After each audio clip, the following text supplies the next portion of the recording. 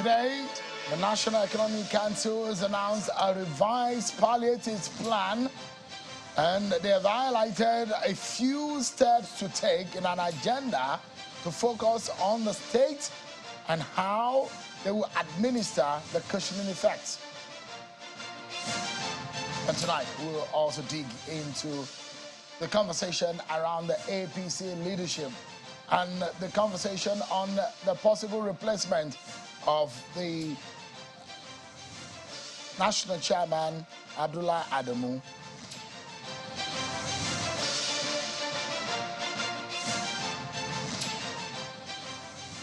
Hello everyone, welcome to the program. This is Politics Today live on Channels Television. I'm Sean Kimbaloye in Abuja. Before we get into the deeper things, let's tell you that the Yes Party has now been reconfirmed by the Independent National Electoral Commission, INEC. Today, the commission, which is the umpire, had come out that after a lawsuit, it has now determined that the Youth Party, has now been reabsorbed as a political party, and it will be the 19th political party of Nigeria. And based on the judgment of the Supreme Court, the commission says its interface with officials of the Youth Party on the modalities for its operation based on the Constitution and the Electoral Act 2022, and and the guidelines of INEC. Consequently, the Commission has now recognized the Youth Party as the 19th political party in Nigeria, with all of the rights and privileges accorded political parties in Nigeria. There was a National Economic Council meeting chaired by the Vice President, Senator Kashim Shettima, and they've come up with yet, those who will say a robust palliative plan, because it now includes the state government and some other stakeholders. We understand that representatives of the World Bank and some others are also there who are experts to give their own thought on the issues on the ground. So they've come out with a few strategies, which we'll be analyzing tonight, and be looking at how it will meet the immediate yearnings of the average Nigerian, the effect of the hike in the price of petrol, the hike in the price of commodities in the country, and how the average Nigerian can be able to live up with the high standards of living in Nigeria based on the differentials that we've now seen after the President Bola Tinubu announced on the 29th of May a subsidy is gone. Well, that has a lot of effect. But we first and foremost check your political roundup stories, and we get into analyzing it. Don't forget, on our conversation tonight also, we'll be looking at the APC. There's one man that has criticized the Adamu and Omishore pair of the APC, and now they've gone. He's also speaking up about how the APC should move forward. Madam Saliu Lukman, the APC vice chairman, will be joining us on the program, as well as Senator Shehu Sani, will be talking on the state of affairs of the nation. So stick around with me, everyone, tonight. Let's check your political roundup stories.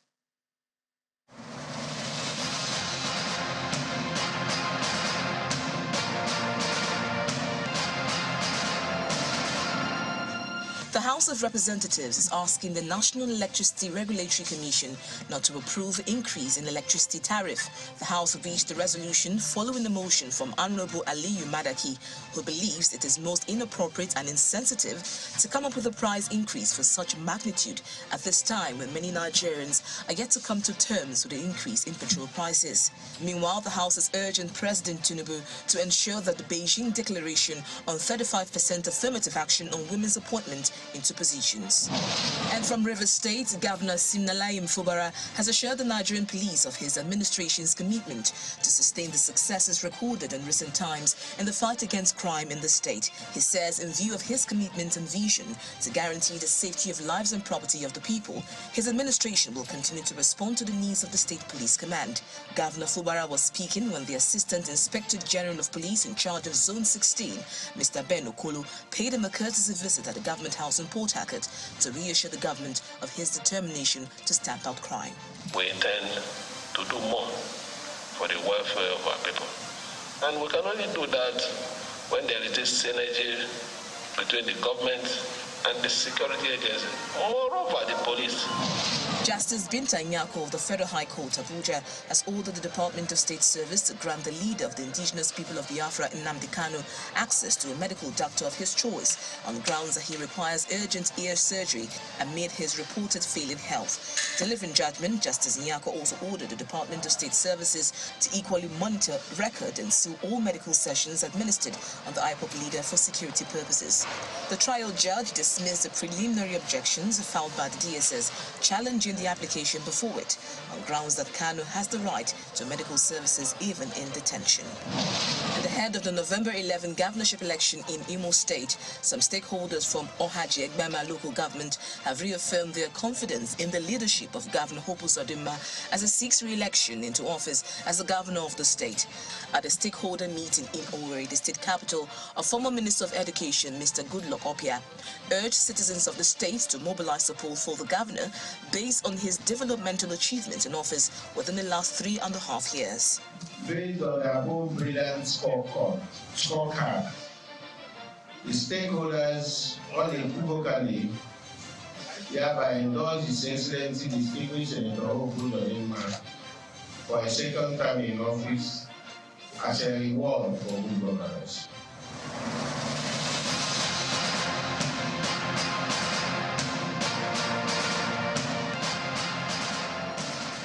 Thank you so much, everyone, for staying with us, perhaps for the second time since the assumption of office of President Bola Tinubu and his vice, Kashim Shettima. The very first of that meeting of the National Executive Council, Economic Council, was that one that the president was present and he chaired, President Bola Tinubu. But this very one was chaired by the vice president, Kashim Shettima. At that meeting, they've come up with some action plan or of way forward on the cushioning effect of the after effect of the removal of fuel subsidy. And following that they've now agreed on a few things. After that meeting, the governors plus some members of the federal government have discovered that it's necessary for the for administration and disbursement of funds to Nigerians to go the social register of each state to be tested and cleaned up. The cash transfers would be done via state social register and based on the peculiarities of each state. And at that meeting, they also are urging that at every strata of the government, there should be cut in the cost of governance. And they're also asking that it will take about 6 months where there will be a cash award policy for public servants. And food items, grains and fertilizers are to be distributed by state government at the rate acquired from National Emergency Management Agency, NEMA, and states are urged to double down on energy transition plans in the transport sector. They've touched on a few areas: food, monies in the pocket of civil servants, and also energy, transportation. They touched on all of these issues. But one thing that comes out is also the fact that the states are looking so much to administer some of these. It's not going to be too much of the central government. One of those things that we can deduce from what they've said. But let me allow you to listen to the governor of Anambra State, who was at that meeting also, Professor Charles Soludo. A state that has been owing, where salary arrears workers have been owed for 3 years or owed for 4 years. And the priority now is to even start paying down some of the salary arrears, or where pensioners have been owed their pension and gratuity for 7 years, for example. The priority now might be to use part of the surplus to pay that. Then, but there are also states that are with bumper harvest, and they could say, you know what? I want to deploy a chunk of this to implementing cash transfer and several of the other immediate programs. And that's why we couch this point that this is ultimately still a federation. And the various states and local governments and federal government are at different levels in terms of their fiscal space and fiscal capacity. So, states, local government, federal government, depending on their resource. If the federal government decides to do the same cash transfer, for example, we're recommending that they should do so using the framework of the states and local government. We'll delve into this matter on the program, but let me also remind you of what happened yesterday night. Earlier in the day yesterday, some of the governors of the APC met with President Bola Tinubu, and afterwards they had another meeting, which we understand that I think that meeting took place at the Imo State Government Lodge. After that meeting, the governors of the APC realized that there is a need to address some of the situation in the APC. You can see some of the governors emerging from that meeting, and that's the chairman of the APC Governors Forum, Senator Hope Uzodinma. Let me allow you to listen, because he was the one who spoke to journalists after that meeting yesterday night. You must have heard of the resignation of the national chairman of our party and the national secretary of the party. Those are voluntary actions that have been taken, and with due respect to our former national chairman and secretary, we commended the wisdom in what they have done, and they served us well in the party. We're happy with their services, and the party is united. There's no crisis in the party. They are happy. We also are happy. Governor of Imo State and the chair of the Progressive Governors Forum, governors of the APC, Senator Hope Uzodinma. Let's get talking. Now, there was someone who raised an alarm about the ongoings within the APC, and he did that right here on the program several weeks ago. And when he said it to us on Politics Today, a lot of people were wondering what exactly is going on. But when Senator Yolo Mishore came on the program, he said he's the black sheep in the APC. A few days later, the resignation of both men, Senator Adamu and Senator Yolo Mishore, happened. Now, tonight, let's hear from him. The vice chairman of APC, national vice chairman, Malam Salihu Lukman. Thank you so much indeed for coming tonight. Thank you very much. Yeah. Let me first and foremost get your view on the outcome of the NEC meeting. You saw what they've decided. And I'm very sure that you're a bit close to people at the grassroots. You're hearing what they are hearing, and there is so much pressure on those who have a little, because the money is not just flowing. And people are wondering, your party promised renewed hope. Is this the hope that you guys promised? Well, first, it's true that there are circumstances now facing Nigerians that is quite worrisome, which has to do with the increase in prices of petrol, and which jack up cost of living. Of course, government has been quite responsive. It initiated the palliative measures, which again became a subject of so much criticism in the country. And I think listening to the outcome of the National Economic Council confirmed that we have a government that is responsive. It has listened to the criticism of Nigerians, and on the basis of which it has reviewed the palliatives. And as you presented, there is now some kind of broad and inclusive perspective in administering the palliatives, and also ensuring that all aspects of life are touched. Of course, I know that there will be new round of challenges, and I'm very confident that the government will live up to those challenges and respond appropriately. That is what government business is all about. I mean, how do you feel as a party leader that things are not going well with a lot of Nigerians? No, the sufferings and the pains. I think we must admit we were very clear from the beginning that moving forward is not going to be easy. And Nigerians are going to suffer? Not quite. There has to be hard decisions taken. And in taking those hard decisions, we envisage some of the difficulties, and contingency measures are put in place to ensure that those are being addressed. I'm confident in the next 1-2 years, all the things will be put behind us and we'll move more confidently as a nation, full of pride that things are being... You don't think with the pain some Nigerians are going through right now, that perhaps some of them might be thinking in their mind, maybe they made a mistake voting for your party? Well, I mean, you see, those are some of the realities which people are free to, make their own judgments.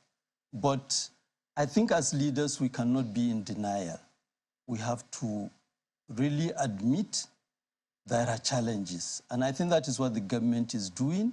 And steps are being taken to ensure that all the challenges are going to be addressed. One of the issues that have been raised is whether or not your party or the government is really ready for the task, and the fact that the time that you had from winning an election and coming, because, I mean, we understand that the president was in France and he said he wanted to cool off and plan properly. Look.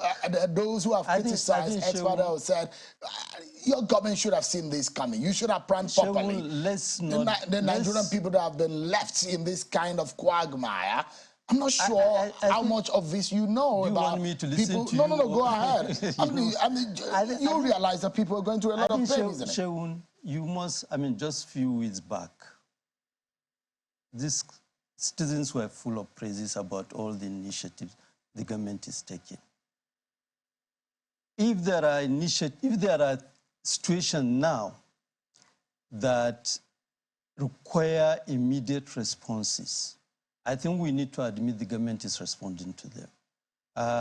We are not going to be able to resolve the challenges of Nigeria overnight. What we can assure you is that we are ready as a party to provide the leadership, and is being provided as it is now by President Asiwaju Bola Ahmed Tinubu. And the right initiatives are being taken. We are very confident that not too long from now, we'll begin to see positive results, and Nigerians will understand that the difficult decisions taken is really in the interest of the nation. Is it true that some of you in the APC are preparing for some kind of election in anticipation? Because I don't know. I'm very sure you must have heard those No. I am aware there are by-elections in some constituencies. I'm talking about if we are talking of those by-elections, yes, we are preparing. But anything outside that, I think, is wishful thinking. Because there are those who are saying that from the outcome of that presidential election tribunal, look. I think let's face it was the national chairman of the Labour Party who said your party is already prepared. Let's face serious issues. There are people whose business in politics is all about contesting election. I think our business is that we contested election. Now it's time to provide leadership to the country to resolve our challenges. And that is what we are facing.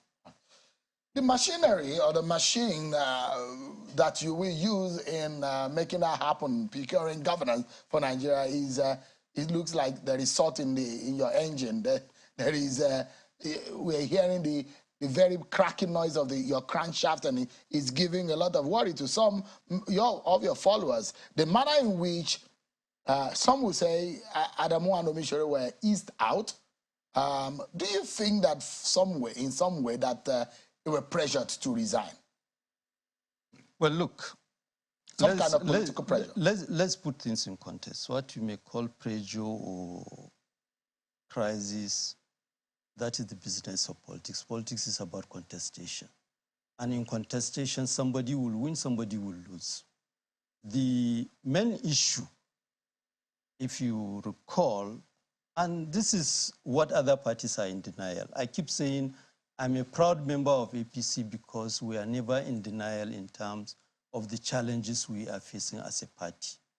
We are constantly renewing our initiative in terms of our approach in building the party. And that is why when we find situations where we have to change leadership, we don't shy away from it. If there are issues that warrant that we raise criticism about how our leaders are managing the party, we open up and say it, and we debate it within the party, and decisions get taken in one way or the other. So the last decision, which we must respect both Senator Abdullahi Adamu and Senator Mishore, they voluntarily resigned. Was that a voluntary resignation? Of course, it's voluntary. Did you hear from them disputing that? They voluntarily resigned. I mean, nobody compelled them. Because to the best of my knowledge, what we are hearing is it's a bit different. Well, I don't know what are you aware that maybe they were invited by some security agencies? I'm not aware. I'm not aware. Because there are those who are in your party, there are those who are in your party who are saying that this was not voluntary. I think in terms of engaging this conversation publicly, we should use the facts available to us. If there are other facts which are not available and subject of speculation, we should allow the facts to emerge first. But so far, to the best of my knowledge, and these are not disputed by both Senator Abdullahi Adamu and Senator Mishore.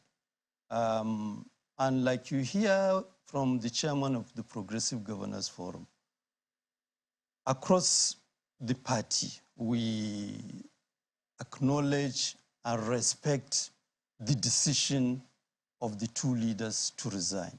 And therefore, our concern now is to put that behind us and move forward. And in moving forward, I think the main issue is to return to some of the issues that were very critical in terms of the management of the party under the leadership of Senator Adamu and Senator Mishore. And what are these issues? Basically, restoring constitutional order within the party, returning to the founding vision of the party. And in terms of restoring constitutional order, the key issues is that we need to activate all the structures of the party and allow them to function in line with provisions of the constitution of the party. I mean, what are these structures we are talking about? We are talking of the National Executive Committee, the National Caucus, National Advisory Council. These are basically the organs.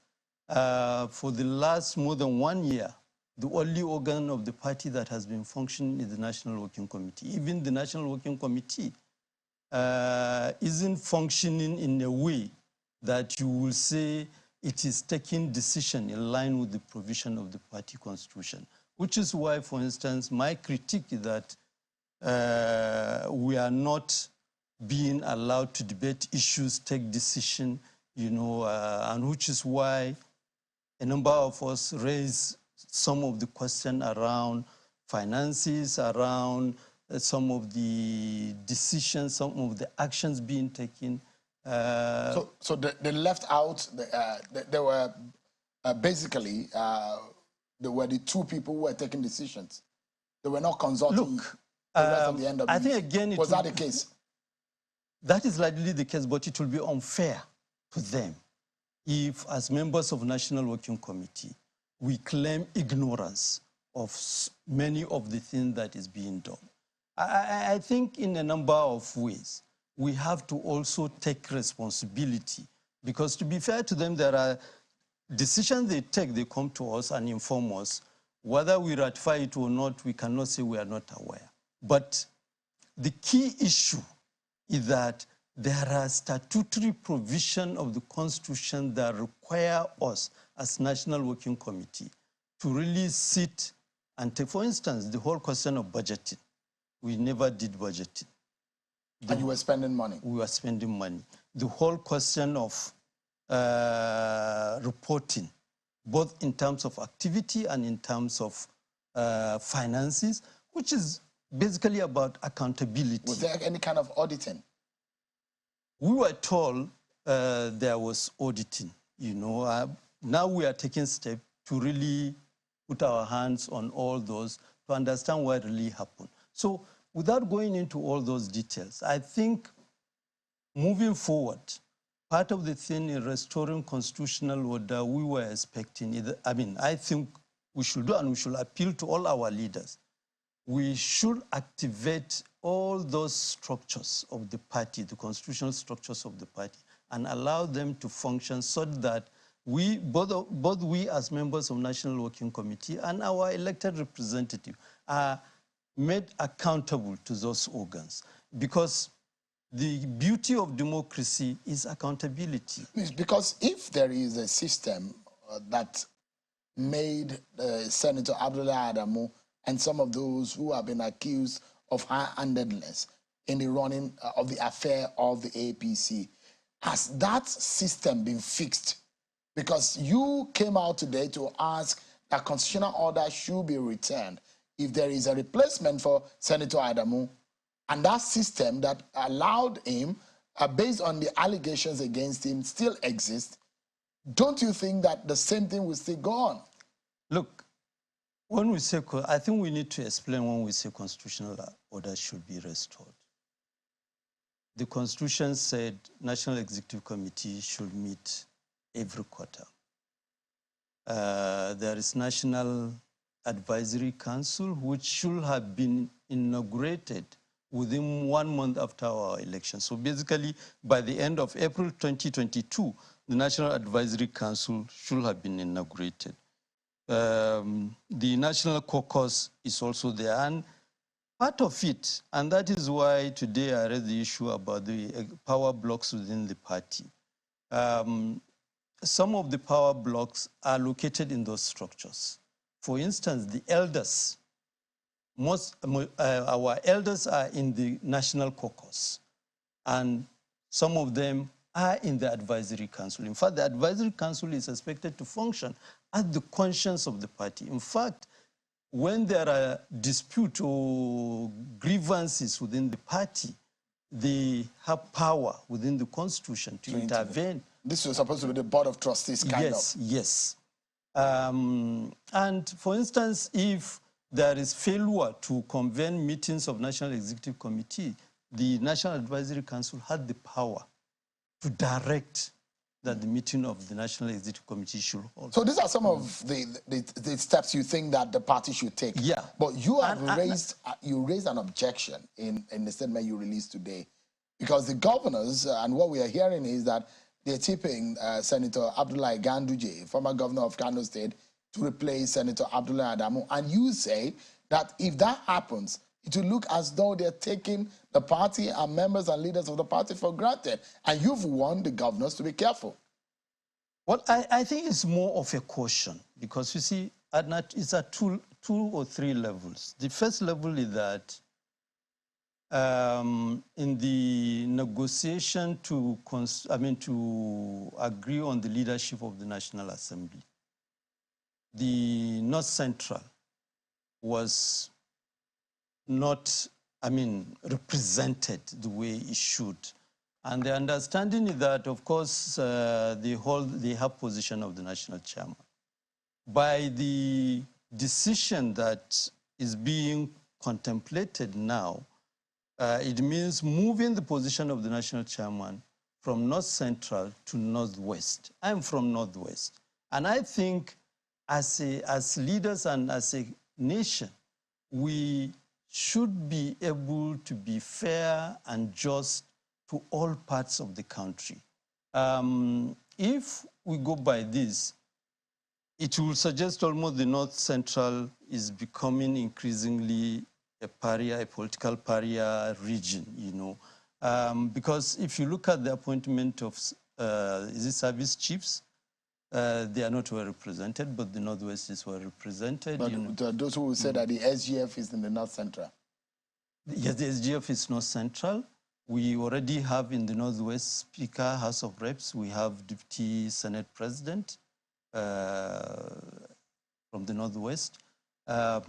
So I think my appeal is that we need to be quite sensitive, because already I know that there is a lot of grievances by leaders of the party from North Central in terms of what has taken place. Of course, because we have government, there will be so many avenues to say we can compensate them.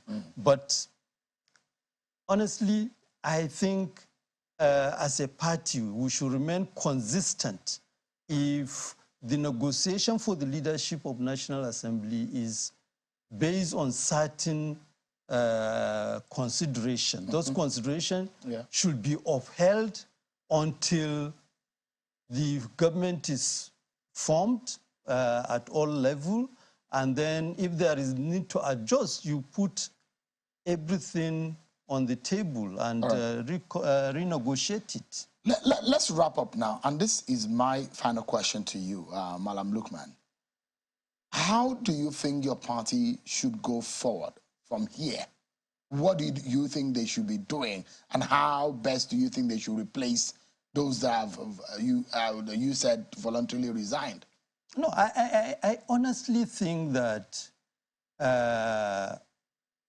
the first is to activate those structures. And I'm aware, as a National Working Committee, we are working on proposals so that first the National Executive Committee meet immediately, and National Caucus, and also even inaugurate the National Advisory Council almost immediately without any further delay. And when that is done, unlike before, when negotiation for the emergence of leaders of the party is controlled by one or two power blocks within the party, all power blocks. And in terms of power block, our constitution provides a situation where we are going to have women, youth, and persons with disability wings. And these are wings that are supposed to be structures that will participate, will mobilize those constituencies and will participate in negotiation process. In fact, they are expected to have their own leadership hierarchy. And as part of that, the youth leader, woman leader, and leader of persons with disability, in addition to the secretaries of the three wings, will be members of National Executive Committee. And through that, meetings of the organs of the party can properly accommodate all interests, and any decision with respect to how leaders emerge will accommodate all interests. All right. Malam Salihu Lukman, thank you so much. He's the National Vice Chairman of the APC. Thank you so much indeed. I appreciate your time. Thank you. Thank you so much. Thank you. We'll take a break, everyone. And when we return, we'll go back to the conversation on the palliatives and the state of the nation. How much of money is in your pocket? What can you buy with it? What are you expecting from the federal government in respect of this palliative? Senator Shehu Sani, former federal lawmaker and a rights activist, will be joining us afterwards.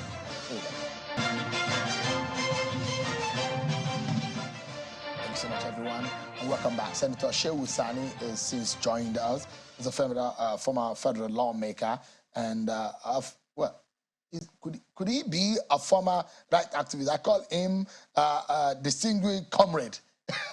Thank you so much for joining us tonight. Thank you.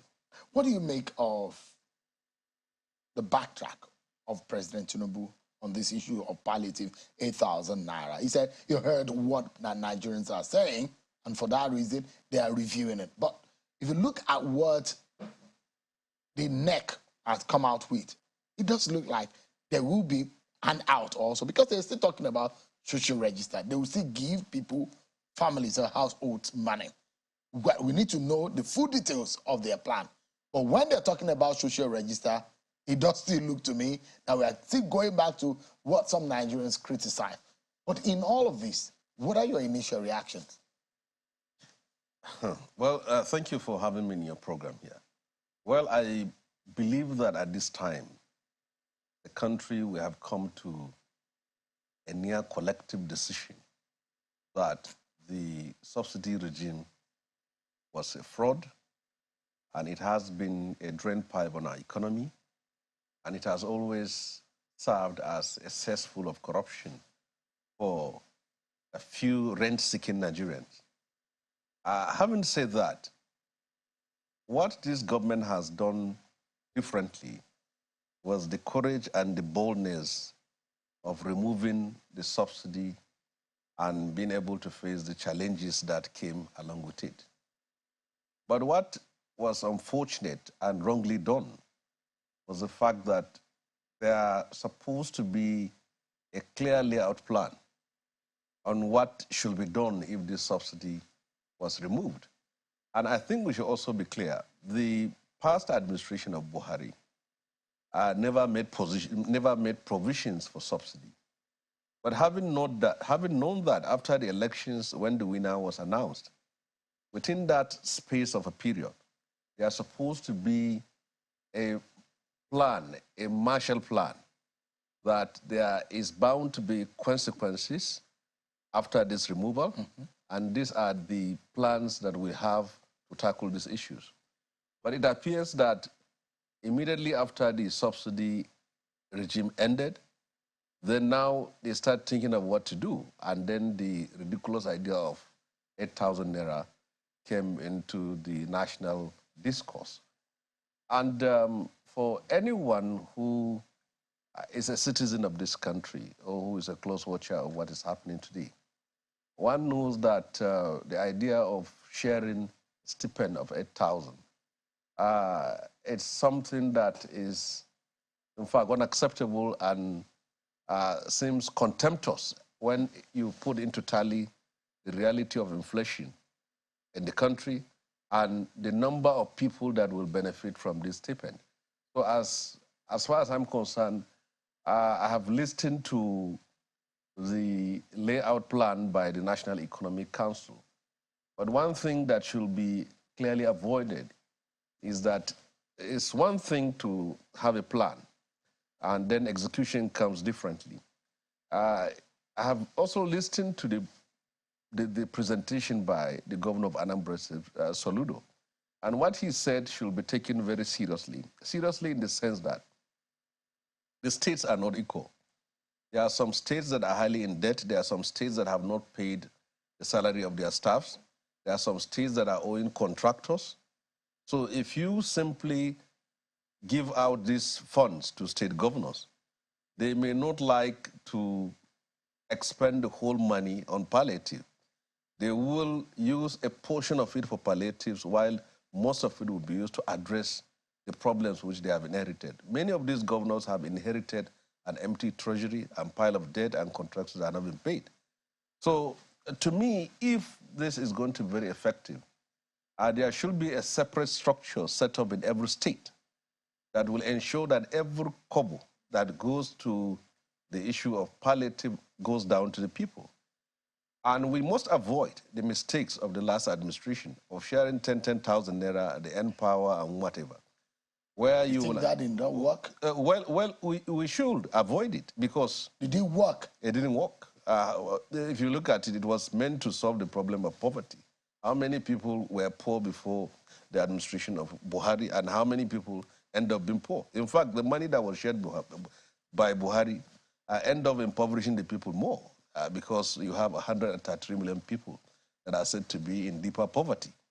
So I think if we are to get these things right, structures specifically for palliatives should be given consideration. And then the increase in minimum wage is something that should also be done. We understand that representatives of the World Bank was at our meeting, at the National Executive Council, Economic Council meeting today, and with what is on the ground, that money, the $800 million US, the purpose by which World Bank has stipulated is for these conditional cash transfer or social safety net measures to help the poorest of the poor. Either Nigerians like it or not, it does look like there are plans to still give out this money. It is the money given to Nigeria by World Bank. How we're going to pay it is going to be our problem, our own headache.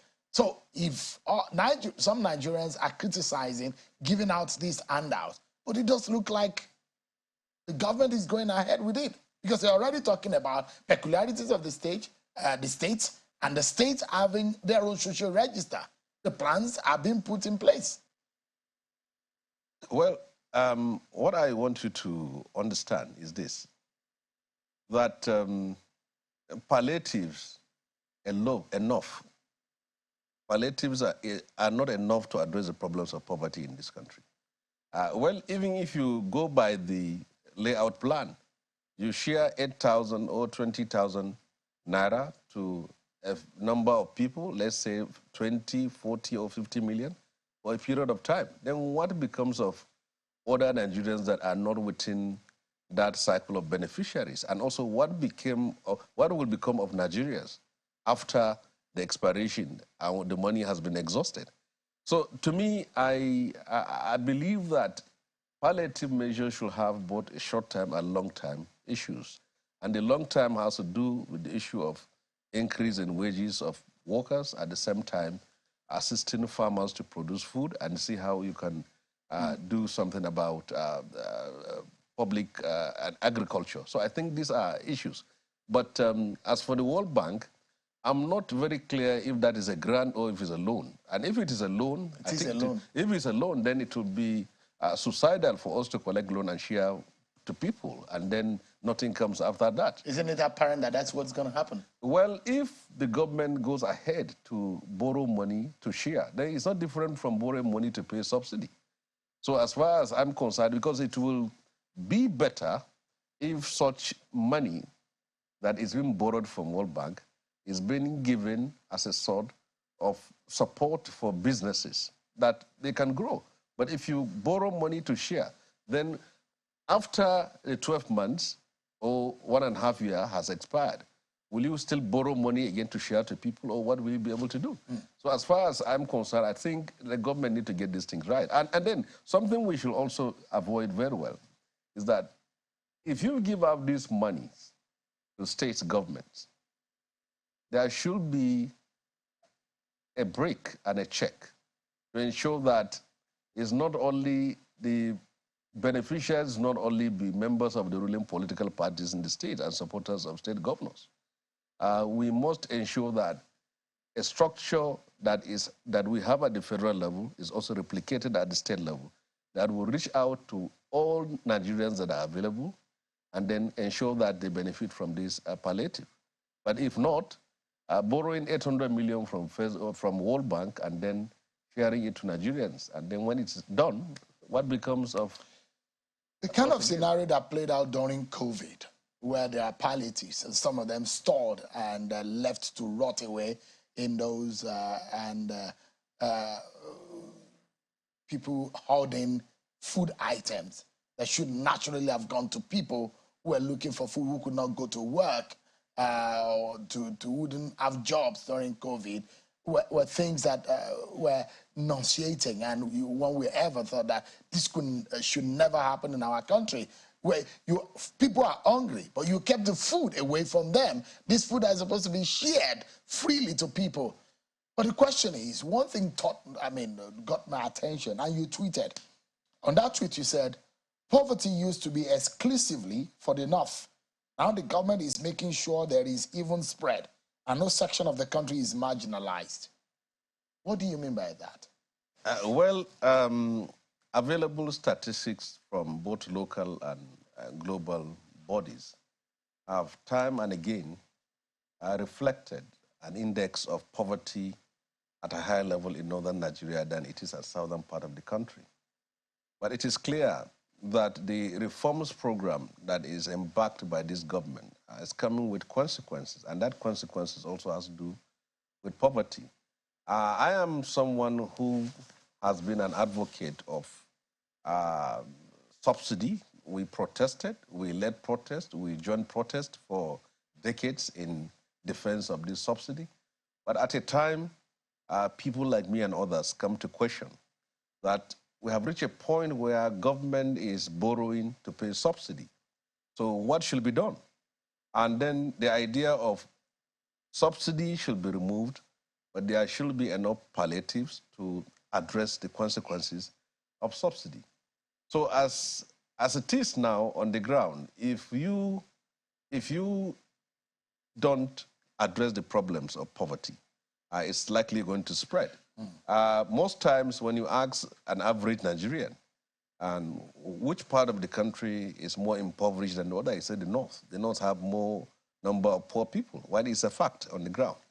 But with the consequences of these reforms, if there are no palliative measures, if there is no immediate attempt to address the long-term effect of this removal of subsidy, poverty is likely to spread to southern part of Nigeria. It's not that the North is poor and the South is rich, but the number of poor people in the North is more than those in the southern part of Nigeria. Senator, see what someone said on Twitter, because I was asking people to let us know what they're going through and what is happening in their neck of the wood. And Ashede Henry, at Henry Ashede, said on Twitter to me, he said, 8,000 naira palliative can only get 6 loaves of bread at 1,200 naira per loaf with a change of 800 naira.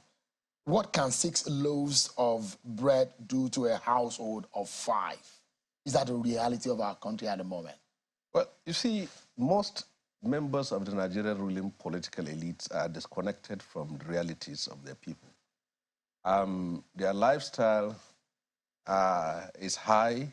They spend in millions and billions to maintain a certain lifestyle. But they don't have the feel of what an ordinary man in the street, not just in the street, even their security men and their own housemates are going through.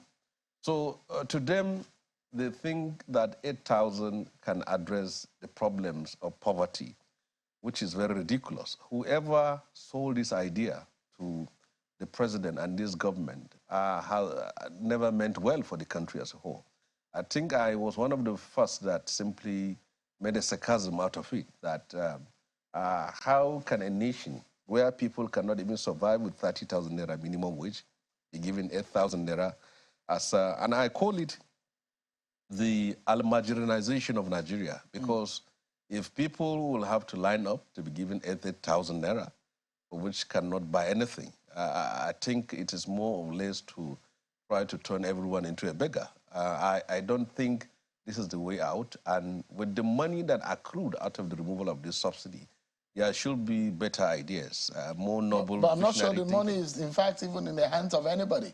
Because the government, based on what the GMD of NNPCL said on this program, that government has been defaulting over the past month. They've not been paying for that subsidy. So the money does not exist in reality, except they've come out tomorrow to say the 400 billion naira per month is now coming in truth and is with the CBN. But, Senator, you're talking about tightening belts. Cutting cost of governance is part of the agenda of the next today. And they said they are advising and urging every strata of government to cut costs. Is that a reality that can happen? In the National Assembly, the state governors, the state governments, and elsewhere? Is it possible? Do you see that happening? Well, from what we have seen on the ground in the last few weeks, it appears that the appeal for sacrifices is usually directed at the poor Nigerians. Cutting the cost of governance is something that we have not seen any indication from both the federal and state level. And at the same time, it is time the president should also ensure that the rich also make sacrifices. If he is really determined to address the socio-economic problems of this country, I think it should be across board. You have taken over power. Be bold enough to do what others have not done. You have been able to remove subsidy and the poor people are suffering. But there are people that have looted money in the last 8 years under Buhari administration. Go after them, retrieve those money. The cabal are known, the former governors are known, the former ministers of the government of Buhari are known to have institute probe and see where money is being looted and they retrieve it. But for now, it's only the poor that is making sacrifices and suffering. And there doesn't seem to be any indication of cutting costs of governors. Look at the convoys of the state governors, still the same. The presidential attitude. It doesn't show also cutting cost of governance. And you have seen also the budget with our colleagues at the National Assembly. These are all issues that need to be addressed. Let the poor see the rich also making sacrifices and cutting cost of governance on the side of government so that we know that everyone is here for the good of the country. And this is perhaps how we anchor the situation now. Experts have said it might take another time. It will take some time before it can start easing. On average Nigerian, it's going to be a very difficult run. Where do we go from here? What do you think the government can do? Low-hanging fruit. Hope that they are selling. Can it work? Well, in the last 8 years of Buhari administration, we have been living a life of falsehood and deception with the issue of subsidy. That was a man who came to power, and before he came to power, he has raised the issue of fraud in subsidy regime. And for 8 years, he was unable to remove that subsidy out of perhaps fear of the consequences of it or social uprising and perhaps a revolution. But this government has been able to do it. But the difference is that the pains should be limited and should be limited to a period of time, and then we see the benefit of it. And the pains should also be shared across the board, not only the poor. And anything you do for the purpose of making corrections or addressing the wrongs, if the pains are within a very limited period of time, is welcome. Under Buhari, the pain is that of cancer. And under Tinubu, perhaps the pain is that of chemotherapy. If this procedure will lead to a better Nigeria, then that is okay. But the people will not take this government seriously if they have seen that it's only the poor that are suffering. Yeah. And then the danger of hardships and suffering is that it will reach a point where people will revolt. Right. And that's not going to be in the best interest of any person in the position of authority or power. We hope that things will ease for President Tinubu, who said, let the poor breathe, do not suffocate them. I hope that the poor of this country will not be suffocated and succor will come to them. Thank you so much indeed, Senator Shosani. I appreciate your time on the program tonight. But that's our show for tonight, everyone. I'll see you again tomorrow at 7 p.m. I'm Sean Wakimale. God bless Nigeria.